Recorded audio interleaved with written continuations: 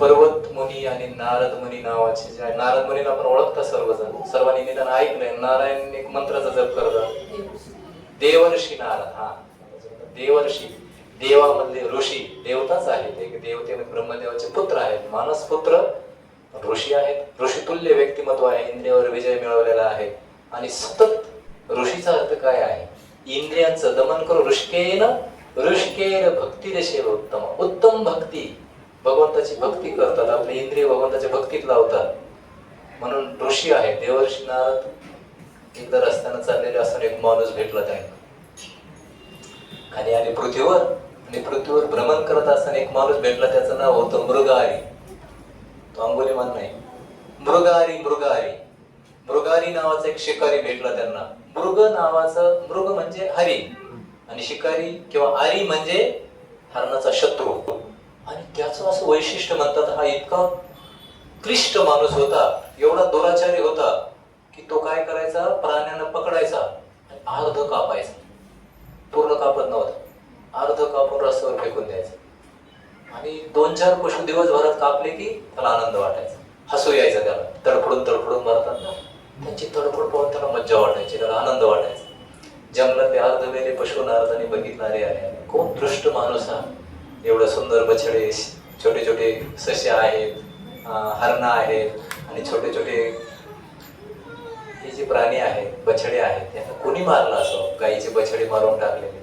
त्याने शोध घेतला, तो तिकडून सुरा घेऊन आला, विचकटलेले केस आणि त्याचं ते रूप, आणि नारदांसमोर आला, आणि आला त्यांना दम द्यायला लागला. कोण आहे, इकडे कुठे आला? नारदांनी सांगितलं. नारद एक भजन करतात, नारायण नारायण नारायण. नारद भजन करत होते.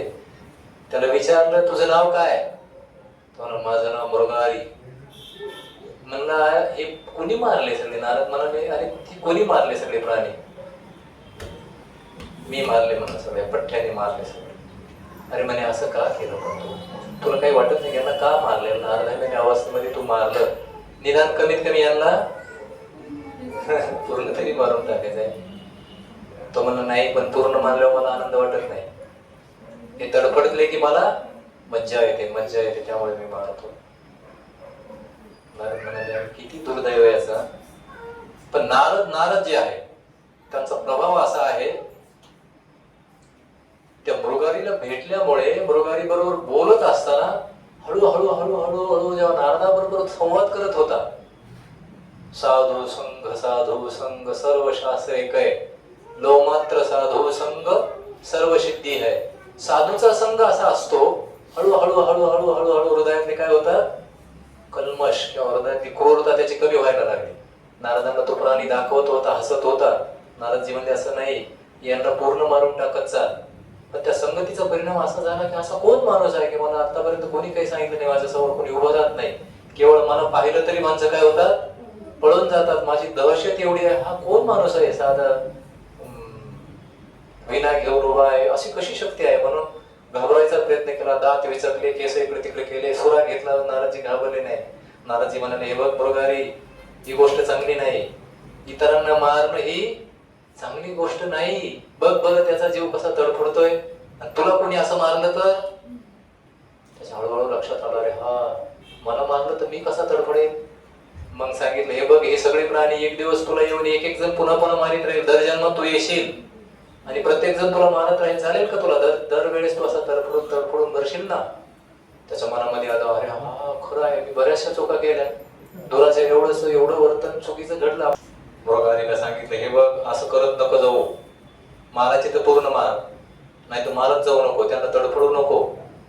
मृगहरीच्या लक्षात आलं, अर्ध मारणं काय आणि पूर्ण मारणं काय, तडफडती होणारच. म्हणणार, महाशय, मी प्राणी कसेही मारले तरी माझ्याकडून चुकतंय, हे चुकतंय माझ्याकडून, मरणार. मग त्याने सांगितलं, तू का करतो वाटमारी, असं का करतो? तुम्हाला माझ्या घरचे वगैरे असं झालं, सगळ्या विषयी झाले ते. आणि मग मृगहरीच्या मनामध्ये आलं की अरे संसारासाठी एवढं पाप मी करतो, माझ्या पत्नीच्या मुलांच्या संगोपनासाठी हे करतो, प्राणी मारतो तो मारतो, माझ्या आनंदासाठी काही मारतो, काही संसारासाठी मारतो, पण ही गोष्ट चांगली नाही. नारदांनी सांगितलं, हे सगळं सोडून दे. म्हणलं, महाराज वेडे झाले का? जर हे सगळं सोडलं तर माझं काय खाऊ, पोट कसं चालेल, याची चिंता तुझी. चिंता हीच आहे ना. हे जर सोडलं तर कसं होईल आणि ते जर सोडलं तर कसं होईल. काय म्हणतात ते, कोणतं पोट आहे, केवढं पोट आहे आपलं, किती, हा, टीजभर का, काय काय म्हणतात ते, टीजभर पोटासाठी पहा केवढी आटाआटी आहे की नाही. पोटानं पोट एवढं आहे की नाही, पोटासाठी नारदार म्हणतो. गारी म्हणला, महाशय माझ्या पोटाचं काय होईल, माझ्या जेवणाचं काय होईल, माझं ह्याची चिंता तुझी, काय खावे म्हणून कसं होईल, म्हणले माझा संसाराचा गाडा कसा चालेल. म्हणले तू काही चिंता करू नको, तू केवळ भजन कर, हरिनाम कर, कारण पालन पोषणाची जबाबदारी भगवंताची, पालनहार आहे ना भगवंत, तुझी काळजी घेतील ना. एको बहुनाम युद्धात शास्त्र वचन आहे, वेद प्रमाण आहे म्हणले. भगवंत सगळ्यांची काळजी घेतात. आतापर्यंत आजारी माणसांची काळजी कोण घेतं, भगवंत.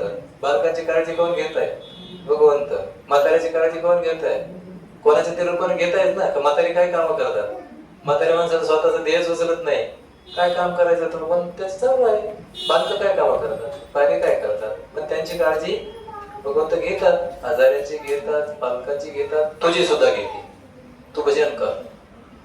बरं म्हणलं भजन कुठे करू, नदीच्या किनाऱ्यावर कर, कुठेही बसा, जगाच्या कुठल्याही कोपऱ्यात. हरिनाम घेणं कुठेही सोपं आहे ना, कुठेही बसू शकतो आपण. एक थोडा कपडा टाकला, नसला कपडा तरी गवताच्या एखाद्या ठिकाणी भूमीवर बसून कुठेही हरिनाम घेऊ शकतो. तू भजन सुरू कर, तुझी काळजी भगवंत घेतील. म्हणले नक्की, हो नक्की घेतील, काही चिंता करू नको. विश्वास ठेवला, अपिचेत दुराचारो, कितीही दुराचारी व्यक्ती पण भगवंतावर विश्वास ठेवला आणि गंगेच्या किनारी बसला भजन करत. पत्नीला वाटलं आता पतीच का सेवेला लागले, ती बिचारी येऊन बसली त्यांची सेवा, काय लागलं भागलं हे करत. दोघंही एका ठिकाणी बसले. सगळ्या पंचक्रोशीमध्ये चर्चा झाली. अरे तो मृगारी नव्हता का, तो एवढा क्रूर, तो एवढा दृष्ट माणूस काय झाला, भगवंताचा भक्त झाला, तपस्वी झाला. सगळे गावकरी त्याला बघायला आले. वा वा, साधू झाला, साधू झाला. असं शास्त्र वचन आहे की साधूला भेटायला खाली हात जाऊ नये. त्या काळातल्या लोकांनी मग त्याला भेटायला चालले म्हणजे काही ना काही, कोणी फळे घेऊन चाललं, कोणी फुलं त्याच्या पायावर व्हायला घेतलंय, कोणी धान्य, कोणी साखर, कोणी गोड, कोणी मिष्टान्न. बापरे बापरे बापरे, पहिल्याच दिवशी त्याच्या समोर भला ढिगारा झाला. त्याने पाहिलं, डोळे उघडून सारे लोक भेटायला येतात. बरं इथून मागं भेटायला येत होते तेव्हा कसे येत होते, नम्रतेने येत होते. आता कसे यायला लागले, महाराज. मग तर अरे केलं काय फक्त आता मी, फक्त भगवंताचं नामस्मरण करायला लागलो, हजारो गोष्टी पुढे पडल्या. मनात विचार केला, नारदांना प्रार्थना केली की माझे महाराज मला एवढं नको आहे, मला किती पाहिजे होतं, फक्त तुम्ही तरी हे एवढं दिलं. मग आलेल्या लोकांनाही वाटायला लागलं. लोक रोज यायचे भेटायला. एक माणूस एवढा दुराचारी माणूस भजन करायला लागला, एवढा साधू झाला. आणि आपण तर हे का नाही, सगळे गावकरी विचार करायला लागले, आपल्याला तर सगळं कळतंय. अरे नारदांच्या कृपेने एवढा माणूस भजन पूजन करायला लागला. एका जागेवर बसून हरे कृष्ण कृष्ण कृष्ण हरे हरे, हरे राम राम राम हरे हरे. ओम नमो भगवते वासुदेवाय जो काही त्या काळाचा मंत्र आहे, जोरजोरात उच्चार चालू. सगळे लोक भेटायला येत आहेत, सगळ्या भागातून खायला प्यायला सगळी व्यवस्था, सगळे भगवंत सगळे कोणाच्या तरी हृदयात गेले. माझं भजन करतो, त्याचं रक्षण करा. आता याने पाप सोडलंय, पापात अनेक दिवस हजारो जन्म संकटात पडलेला होता, आता सुटला. एवढा दयाळू झाला. पुढे नारद आणि पर्वतमुनी एक दिवस भेटायला आले. भेटायला आल्यावर आपले गुरु भेटायला आले म्हणून हा त्यांना भेटायला निघाला. गुरुजी यायच्या आत त्याला कळालं, डोळे उघडून पाहिलं, कोणीतरी सांगितलं महर्षी नारद मुनी येत आहेत, तुझ्याकडे येत आहेत. सगळे लोक बसलेले आहेत, कारण हा रोज सकाळी प्रवचन पण करायचा. मी कसा काय भक्त झालो आहे की नाही, मी कसा भक्त झालो, मला कशी नारदाने कृपा केली, आणि तुम्ही सुद्धा भजन केलं तर कसं होऊ शकता. आणि खरोखर त्या लोकांनी सांगितलं नारद मुनी येत आहेत, नारद मुनी येत आहेत. आता गुरु जेव्हा येतात तेव्हा खरं म्हणजे आपण गुरूंना भेटायला जायला पाहिजे, असं त्याचा मनाचा भाव झाला. गुरुजींकडे निघाला. नारद मुनी आणि पर्वत मुनी येत आहेत तिकडून. हा गुरुजींच्या मार्गाला चालला, पण जाता जाता टाइम एवढा लागायला लागला. पर्वत मुनी म्हणाले असं काय करतो हा, पृथ्वीवर काय करू राहिला. मुंग्या आडव्या येत होत्या, मुंग्या. तो काय करायचा, हळूहळू एका एका मुंगीला बाजूला करायचा, पुढे चालायचं. एका एका मुंगीला बाजूला करायचं, पुढे चालायचं. जसं जसं मुंग्या आडव्या आल्या, जागा बदलायची, इकडे मुंगी असेल तर हळूहळू पाय टाकायला लागले. नारद मुनीने विचारलं, काय भानगड, काय मृगारी, काय बघतो खाली? म्हणे गुरुदेव, आता एवढे जीव आहे ना, काय होतील आता हे? माझा पाय जर पडला तर एखादं दुखावलं जाईल, एखादं मरेल, आणि त्याच्या मृत्यूचं आहे का नाही, त्याची तडफड मला भावणार नाही, एवढं दयाळू भावना झाली मनावर. आणि अगोदर काय करत होता? अर्धे मेले टाकत होता. भगवंत का साधू म्हणतात?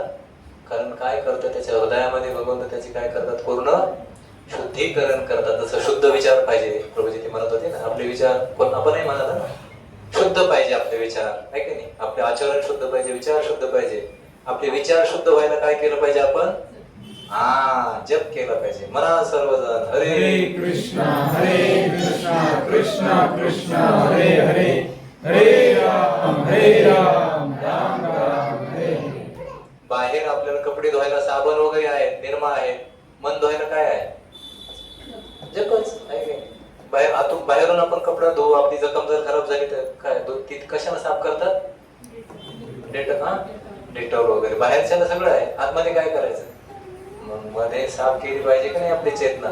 चेतो दर्पण मार्जन. आपली चेतना जी आहे ती यथावधीने मोचन सांगितले की मलिन झालेल्या चेतनेला काय केलं पाहिजे? जप केला पाहिजे. रोज साधू संगती केली पाहिजे. हरे कृष्णा. आणि साधू संगती करणारा, देवा भगवंताला शरण जाणारा, भगवंत म्हणतात त्याला साधू मानलं पाहिजे.